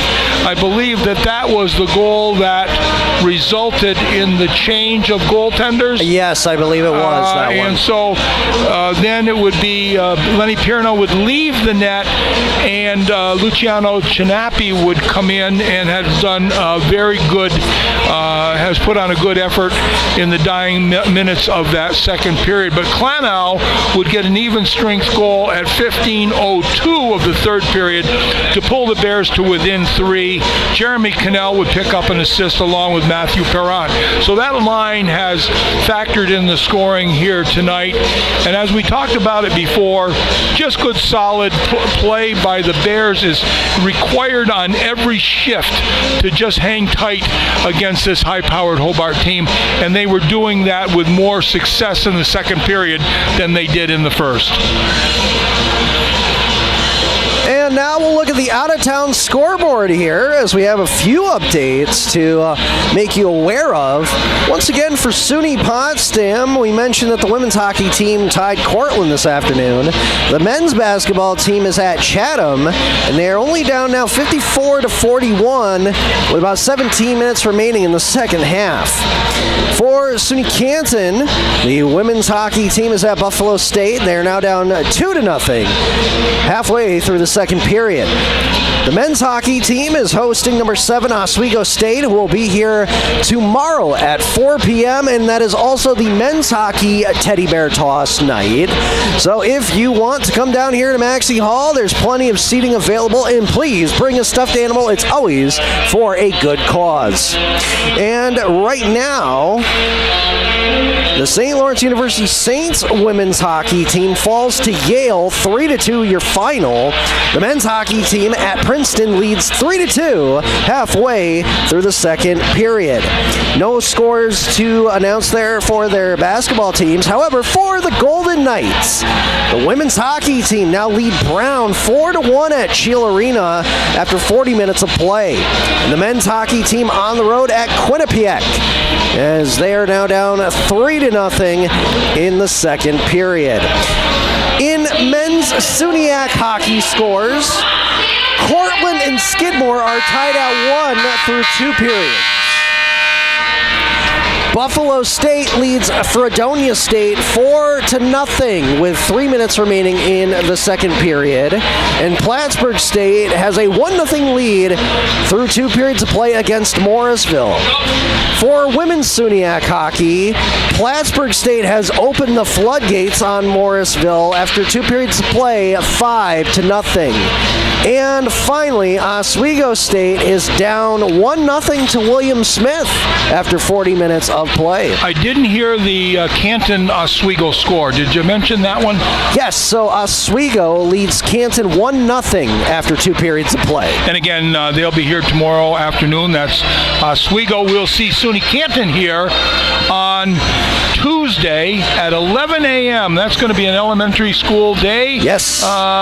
With schools from Potsdam and Norwood, Norfolk being represented, I do believe. Absolutely. That will be Kids Day on the 22nd. Again, it's a Tuesday at 11 a.m., and that is sponsored by Stewart Shops all around the North Country here. It's a great thing, especially around this area, for the kids to be able to come out and see some college hockey, especially around the holidays and Thanksgiving. So definitely limited seating available for that one. As we get back to the action here, Chinappi makes a stop off a deflection quickly. Well, that was a good look there as Hobart came in and had an odd man's offensive opportunity low in the zone. The pass was attempted to find the far player, but it was intercepted by Chinappi. Down low with this one, getting away from the defense. That is number 77, Andres. His shot goes towards the net, and it just barely hits Chinappi on the left side. Good stick by Chinappi to keep that puck below the goal line. That one on the blue line. Quite surprising again that the linesman does not call that an offsides. 3 different Bears there in the vicinity, all scattered about. Perron gets that one taken away off a stick lift. Coming back the other way, right to left, and putting the shot on was Fontana, and then he gets drilled into the boards for his troubles. Matthew Perron on the good back pressure there, followed up and finished off his check. But a good save by Chinappi there. He's a good skater, he's got good quick feet, and he seems to be mentally engaged right now. So good solid play so far for the young goaltender. Flip back down low in the Zamboni corner. Bernard trying to let this one go. And Kilmurray finally able to get enough on it to poke it down the ice. With good heavy back pressure. You notice that back pressure in the neutral zone. They are very, very active with their sticks. Get back and force the Bears into making all sorts of decisions. There's a shot in front of the net. There's a skirmish, and finally Shibley able to pounce on it, and now both teams come together on the right side of the crease, and we definitely got a little bit of fisticuffs happening here. Well, we'll see what happens. I'm not sure they're going to call that any no harm, no foul. Doesn't look like there's going to be a call. We'll see. Referee now coming over towards... I think they might take at least one apiece here. And that they will. No, maybe, yeah. So it will be Forest side here, matching roughing Miners here. For the Bears, it's going to be Garrett McCabe, the sophomore forward. And for the Statesman, it is going to be Callum Chow, the defenseman from Oakville, Ontario. That's all we need is more ice for Hobart to maneuver on. Yeah, because they definitely can do that. We've seen it here so far in the game. And once again, off the face-off, it's going to be Josh Doolin with the vulcanized rubber as he makes that great pass up to the blue line, but it is offsides here against Hobart. I think we've gone 6 games without a victory over Hobart. However, interestingly enough, we still hold the record for history. I think we're up 22 to 21 in games. A very tightly contested overall record as another good kick save off the right pillow by Chinapi. That one flipped over the shoulder of Salas. Felix comes in to help him out, and they're going to try to push Mendelson off the puck. They do that successfully. Here comes Felix back the other way with a 3-on-2. Dahlhurt Wood, pass over. There it is, backhander. Here's a rebound towards the net. Ooh, that one just jumped over the back of the net. A couple of good looks there. One didn't quite get there, and again with the second attempt on the backhand just went wide.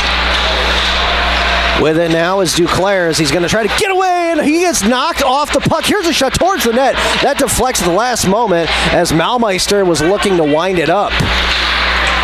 Duclair serves that up, and he'll get it right back. That gets tipped in front of Chinapi. Easy stop as the Statesman now will try to make a move here. Here's Malmeister taking it away on a breakaway. Can he get it in? Ooh, he gets taken down. Is that going to be a penalty shot? And Shibley also shaken up on the play. It will be a penalty shot for Malmeister. Well, he had the body positioning. It was really a close call because I'm not sure if he really separated himself enough, but nonetheless, in the eyes of the referee, that was certainly Ryan Malmeister really put the afterburners on and was able to create enough separation that the referees deemed this to be a penalty shot material. Well, Malmeister will get an opportunity here as Shibley gets the instructions from the officials. Ryan Malmeister, the senior from Massapequa. And here he goes. He'll go to the left wing side and he'll come in with a burst of speed. He brings it back. He scores! Malmeister slips it by the pads, and it's only now 6-4. Well, you want the senior with experience coming in with confidence. He slipped way wide to his left. Coming down there around the left side face-off circle, he started to bear to the right, and just as he got the transition going with the goaltender, he went back to his left and was able to get it by the goaltender, that's Connor Shibley, and to bring this to within 2. That has re-energized the crowd here in attendance at Maxey Hall as the Bears are back down by 2 now, and there's still 17 minutes remaining here in regulation. So Malmeister on a penalty shot as again he was taken down there. That one tipped up in the air, brought down this time by Daniels. Go ahead. No, I was going to say good speed from the point by the defender who got the puck there. He was really motoring to take to positioning there. That was D'Amatos.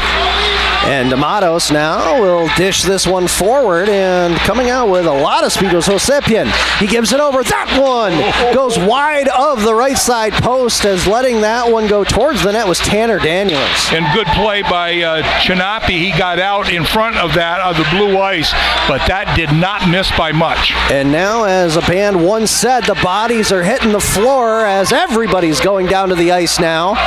Delayed offsides, so the Bears have to touch up. That gives Hobart an opportunity here to get out of their own zone. Clan now has to get this one in front of his own bench, and he'll leave it for Rocco Siri. And now he's going to turn on the Jets. Gets over the blue line, but it's going to be an offside as he lets the shot go. And now a little bit of pushing and shoving there also afterwards by Doolin. Well, the shot came at the whistle, so I mean there was nothing to... There was absolutely nothing he could do on the shot. No way. And Hobart's going to take a little exception because that's what you're supposed to do. But really, not much happening there. It'll be Hohen on the draw here against Fazig, as they both will go down here, tumbling to the ice. Hohen finally gets up. He's poking that away. Can he pass it in towards the slot area? He cannot, as he will try to get away with it here. Still a little bit of physicality in front of the net of Shibley in the back. Chinappy will shoot this one back into the Zamboni corner. And here comes Mendelson back up top, right into the stomach of Chinappy, as that one was belted by Morrissey. Hobart uses the points very well. They come from deep in the zone, looking high into the out towards the point area. The defensemen have factored in. Lally's got a couple of goals here tonight, but they do seem to find the points open. Felix and Dahlhard Wood try to get that away from Duclair. He spins and will shoot it down low on the cycle. Connecting, it's Gotinski. Haven't heard his name a lot here in this game. Now Duclair with a ripper, and that one is deflected away. Another one, and Chinappy's up to the task. Sonny Potsdam trying to come back the other way. Looks like they're all running on empty here, at least in terms of the shift. McCabe is going to switch up here now. He's the only one who could do it. 14 minutes and 30 seconds remaining here in the third period. It is now the Statesmen 6, the Bears 4. As we have a lumber sale on the ice right now, and Hobart tries to use it to their advantage. That deflected off the leg of Gubbins, and on the far side, this is going to be chipped in. Chasing after it is McCabe. And now he's going to have to chase down his man who brings it along. That was Chow, uncontested all the way down the ice. However, that one is stolen away, and once more, Hobart takes it. That was Daniels getting in the passing lane. Just barely offside, forcing the tag up, but they tagged up quickly and were able to counter, and now putting pressure on the Bears down low. Looking across, however, he's going to test his luck. Ooh, Watson gets hit down. That should definitely be a blatant interference, and it is called. Yeah, they got it. Good call here. The Bears will get a power play opportunity here with 13:36 to go. Bears have a power play marker here in this game. Yeah, interestingly enough, I was going to look at the percentages on the PK for Hobart. If I can find my notes, 94%. 94%. Oh boy. But we lowered that a little bit. Yes, absolutely. And really, after that penalty shot that Malmeister was successful on, that really lit the fire under the Bears. They're really coming out here like they did in that first period of play. And right now they have an opportunity to erase a huge 4-goal deficit only down to 1. Bears coming out with possession through the neutral zone, but good stand-up defensive play, forcing the Bears to dump that in. They did have good speed to try to get puck recovery. Numbers in the corner, and we're going to see that Hobart was able to clear the zone, so the Bears are going to have to try that breakout again. Chinappy with a pass to his defensive partner. However, that one was too far. That's tipped at the last second as Chinappy is able to slam the door shut, as it were, off a deflection. Well, that was Adam Mendelson who shot the puck. The reverse play low in the zone to try to beat the initial forechecker went too hard, and Mendelson robbed it. And it was that goal scorer, I think, Easton Ryan, who ended up getting that deflection and forcing Chinappy with the save. Ryan looking for his second tally in the game. Salas could not catch up to that one, and it's chipped back down the ice here. Campbell will restart the play here for the Bears as he looks, and he will get that one to Malmeister. Quick pass off that to Hohen as he tries to cut in and slash on the left wing side. His pass, that goes off a skate. I believe that, yes, that's Campbell on the other side. Malmeister able to regain possession. So he's in front of his own bench here, right below us in the Crow's Nest. Good defensive play there by Lally. He's been a factor here this evening. Good, solid defender, assistant captain. 24 seconds remains on the man advantage here for the Bears. 11 minutes and 53 seconds remaining in the third period. Still a 2-goal lead here for Hobart College as McCabe comes over the blue line with the puck. That one, passed out in front, and it goes off skate. Meanwhile, Kilmurray takes this one away on a give and go, gets it back, but his shot hits a blade and goes wide to the right side, and another one that time goes off the netting and out of play. Bears had some good zone time there. They didn't get much to as a result of it, but they occupied the offensive zone for quite a good deal of the time. A little bit of pressure here early on that power play opportunity from Hobart, but nothing to really offer in terms of goal-scoring opportunity other than getting the defenders a little bit more fatigued. So unofficially, that should make the Bears 1 for 3 on the power play so far tonight. Cannell will dump this one along and follow. He also has Clanow there and Perron in the vicinity. Wide open across on the far side now with it is Fontana. As he dumps it in, that goes off the partition. Siri will pin his man along the boards and shoot it to the opposite side. Now down below the net, delayed call is going to come against Rocco Siri, and it looks like it might go for holding. It is.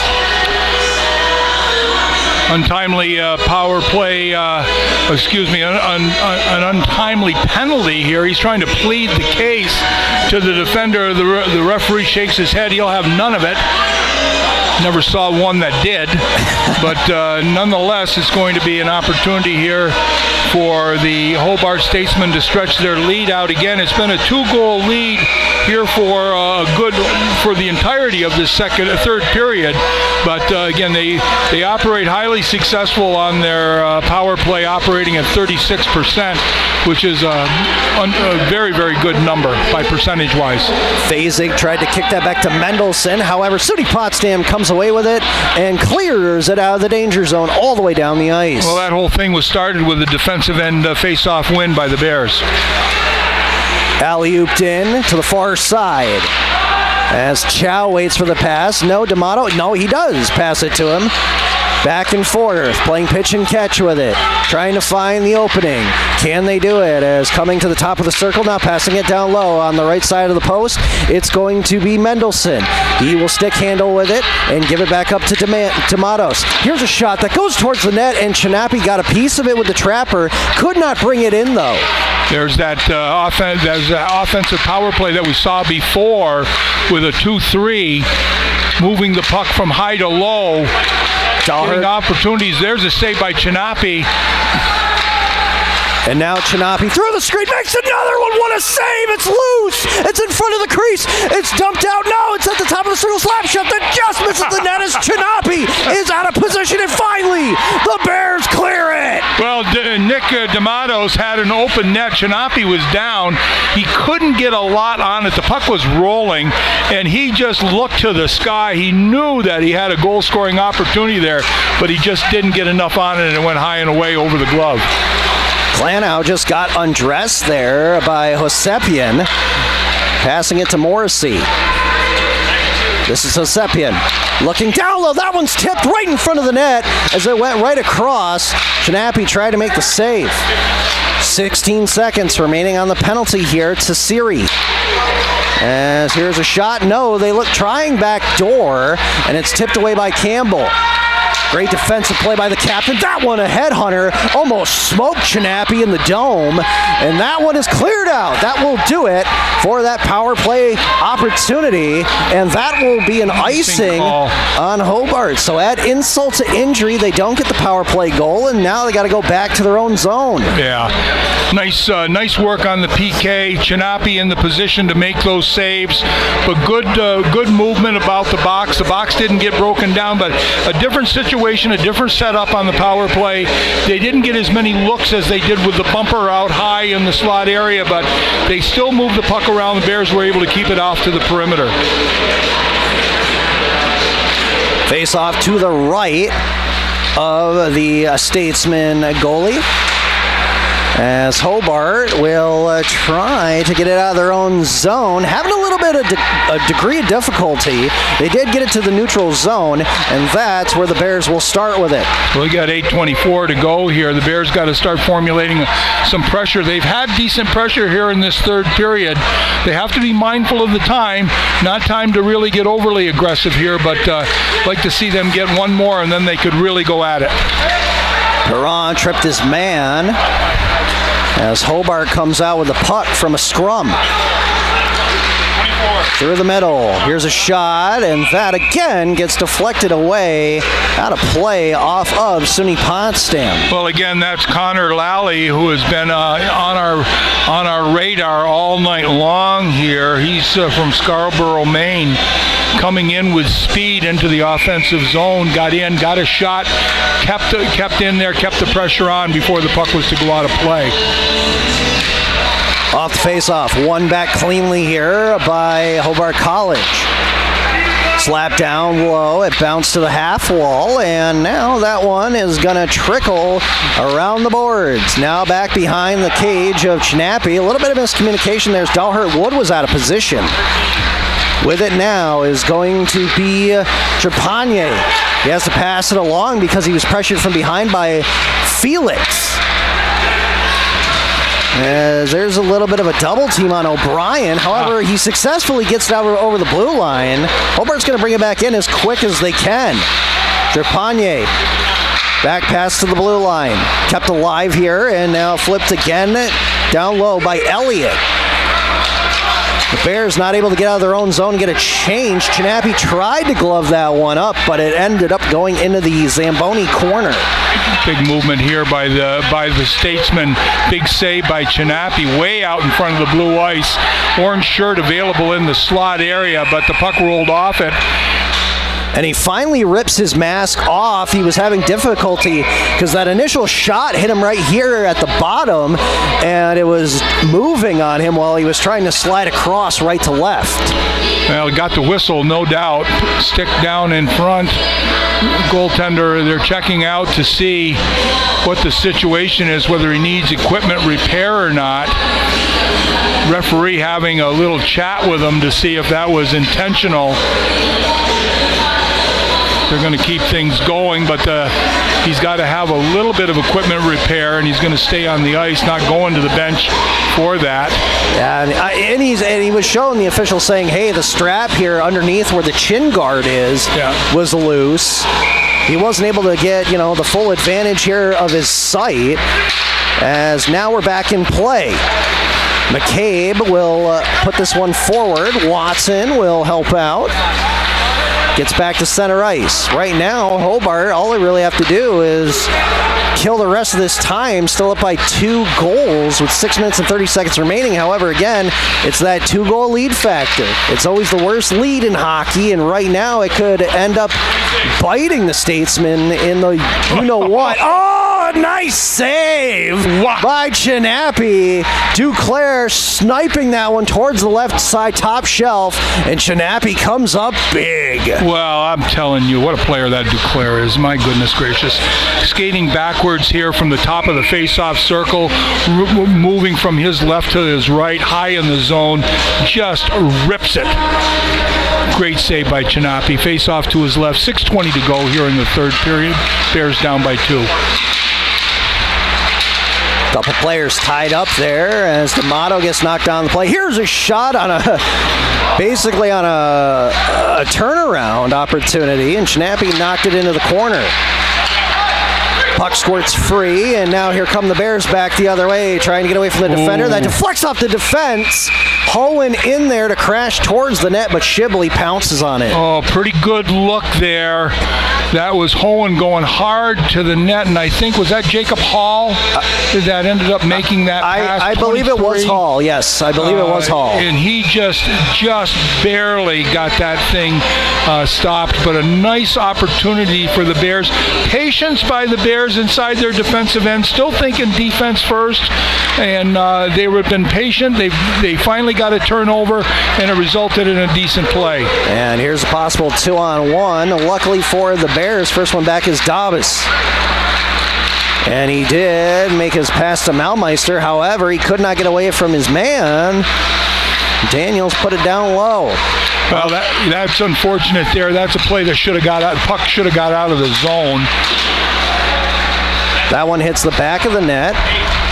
And Daniels tries to put this one towards the slot, and that goes over the stick of Fontana. Referring to that play, tried to make a pass between the legs rather than just basically taking it off the boards, taking the zone time away. But when you get that puck high in the zone, not able to make the play, you're going in the wrong direction when they turn the puck over, and that's what ended up happening. Got to get it out when you get that high in the zone.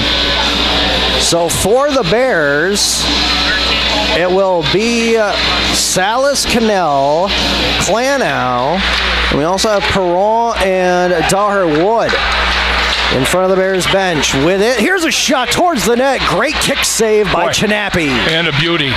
It's a kick save and a beauty, no question about it. He's been very, very good. Impressed with Chinapi's play here since he came in relief of Lenny Pierno, who we believe it was not 100% physically.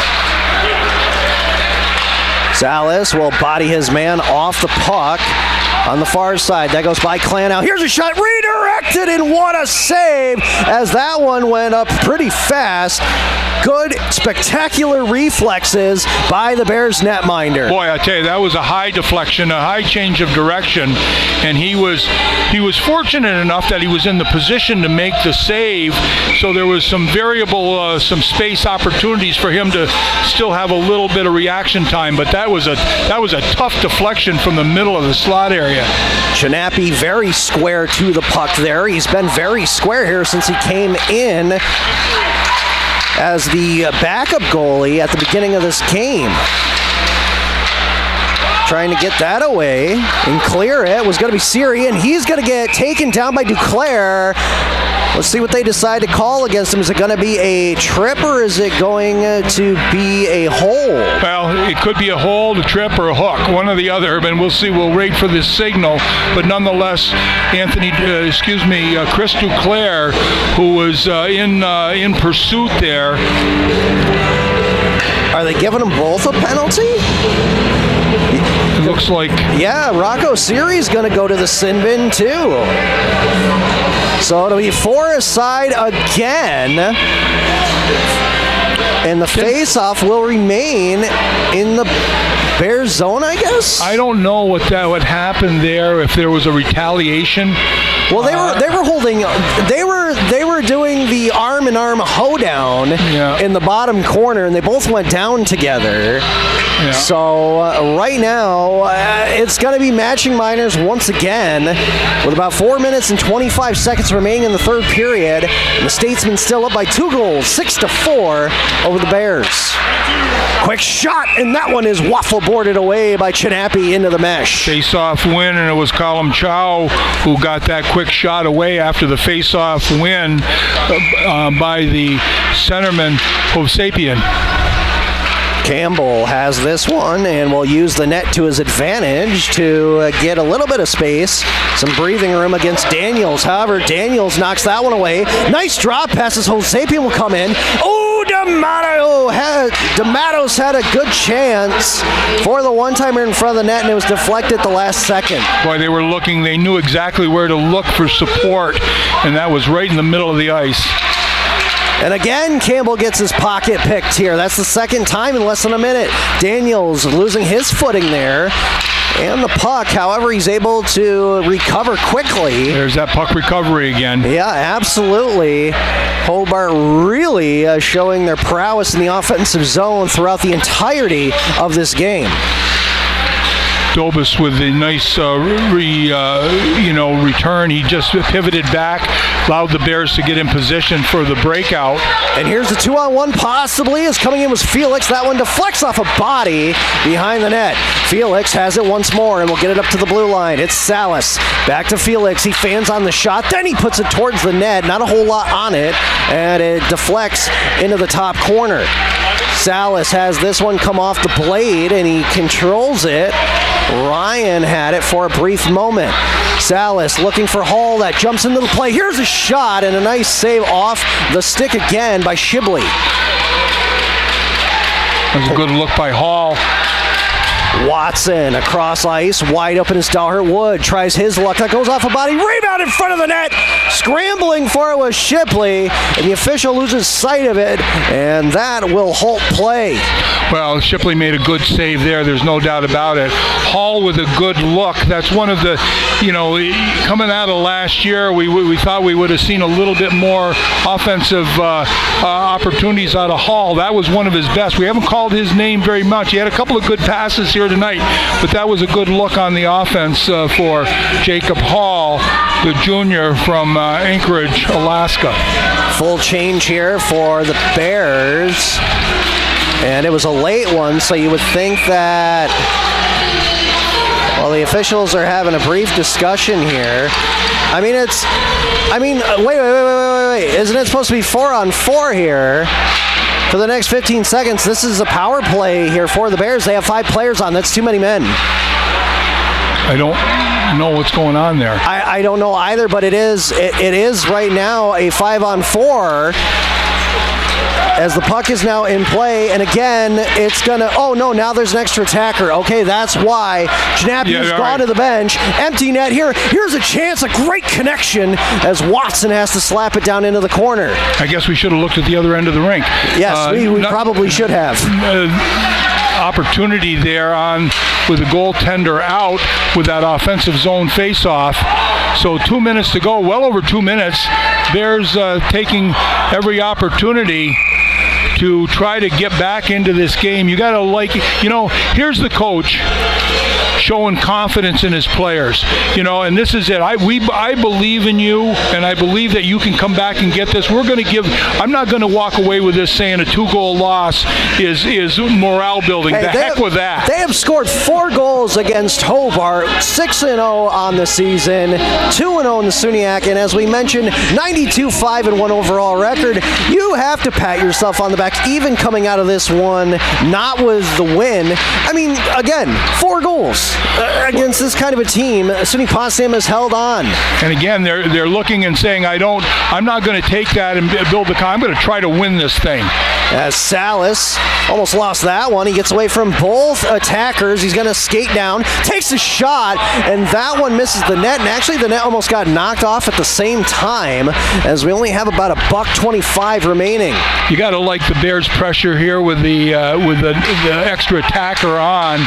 And again, I can't say enough about what I feel about the coach showing confidence in his team here. This will go a long way as the year wears on. Absolutely, as Hall will send this one back down low. Coming up with it is Malmeister. That one goes off a glove. Malmeister will bring this down with a glove. Salas now keeps it in. Here's a pass. No, that one is deflected away as Hohen was looking for Hall. That one's not going to make it down the ice. Malmeister the first one back, and now he's got to do a huge crushing blow there, as coming in was Easton Ryan. Well, and they had all sorts of numbers. There were 2 orange shirts in the offensive zone uncovered, and the Bears had to win that battle down low here with 31 seconds to go. Again, the Bears have had just terrific pressure here with the goaltender out, the extra attacker down by 2. The coach pulls the goaltender with over 2 minutes to go, saying, "Go get him, fellas. I believe you can." And so far, they have not let in a goal. That one will go down the ice. They say it was deflected. Icing is waved off. Less than 10 seconds remaining. Holding it is Perron, giving it to Cannell, and that will just about wrap this game up. The horn will sound to end this game here this evening. And yes, I would say applause are in order here at Maxey Hall. And now we do have applause from the fans as your final score here in men's hockey is going to be Hobart College College 6, SUNY Potsdam 4. Well, I'll tell you, I'll be interested to see the reviews and talking to some players, some people I know and coaches up in the stands afterwards, and I know they'll say the same thing. This Bears team showed a lot of character and a lot of heart against the top team in the country. It was gutsy. And comes away with on the short end of a 6-4 loss. But in the end, they scored a power play goal. They killed off a number of power plays that Hobart has when they were operating at over 34%. They saw a good performance by their goaltender, Luciana Chiappi, who came in relief of Pirno. And then to get the goalie out with over 2 minutes to go against this team and not have them be able to get an open net goal, I'm telling you, this will go a long way throughout the course of this year with this coach saying, I believe in you guys can get this thing done. As both teams will have a handshake here, and it looks like SUNY Potsdam will just go off. But again, yes, you have to really give it up here to the coaching staff for SUNY Potsdam. Obviously down 3 goals, make a few adjustments while playing the game. Not in the office, nothing like that.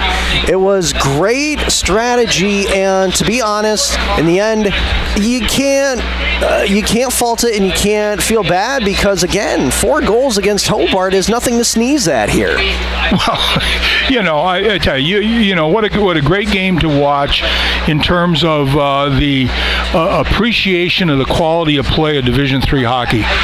When you get a chance to see the number 1 team in the country come in and your club battles for 60 minutes and is able to come away with an effort that will be recognized and supported, it's just a credit to the game to really see the quality of these of this division and the quality of play. So nice effort by the Bears. And as we get to the statistics here, we'll say that the Bears got a goal at 3:39 of the first period. Ryan Mulmeister would pick that up.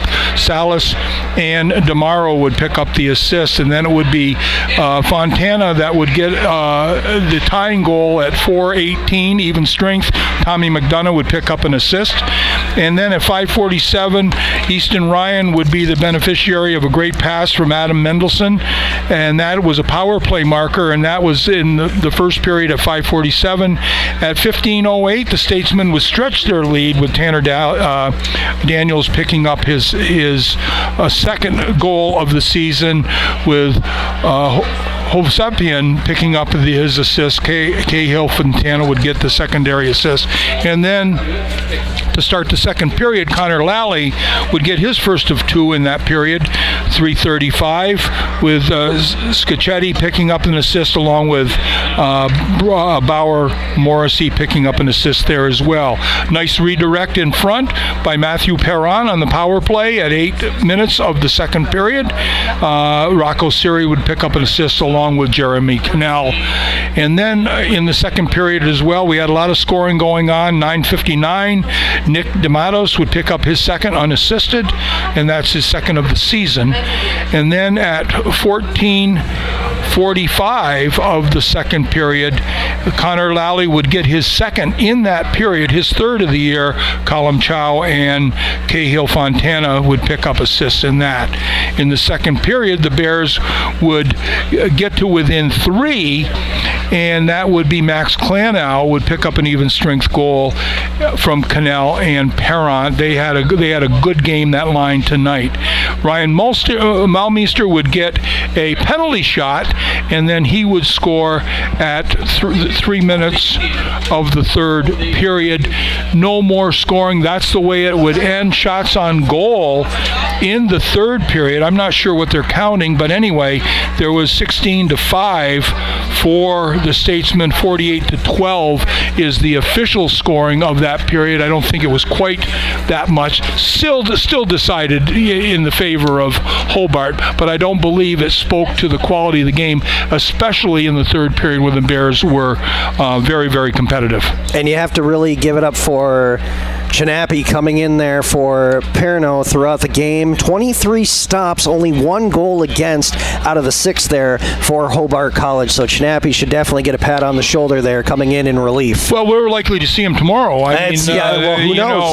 We would think that might be the case. I don't believe that Lenny Perno was healthy today. I'm not sure if he was for the entirety of the game. He was certainly good enough to start, but I thought some of the goals today, his positioning wasn't where I would think it to do.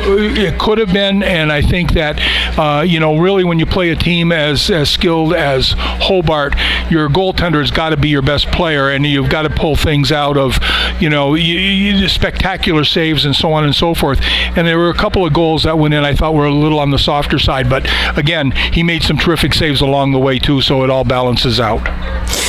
So we do have an update here, as we do need to mention that the SUNY Potsdam Bears will play here again tomorrow afternoon at 4 p.m. It will be the men's hockey teddy bear toss night, as they will host Oswego State. And officially now, the final is the Oswego State Lakers 3, SUNY Canton 0. So they have shut them out just down the road, as SUNY Potsdam will quickly have to recover here and take on the Lakers. Well, we look forward to that contest. It's always fun when the Lakers come to town, number 7 in the country as well. And so it'll be another heavy test for the Bears tomorrow afternoon. For the Bears, they will now go to 3-3 on this early campaign. They are 1-1 in the SUNYAC. And for Hobart College, still undefeated, 7-0, 3-0 in the SUNYAC Conference. We will wrap things up here for this Friday evening. A wonderful thank you to the staff and volunteers here, as always, at Maxey Hall, and a big thank you to all the listeners and viewers across the Soundways listening and watching in. None of this would be possible without your support. Once again, your final in men's hockey here at Maxey Hall. It was Hobart College 6 and SUNY Potsdam 4.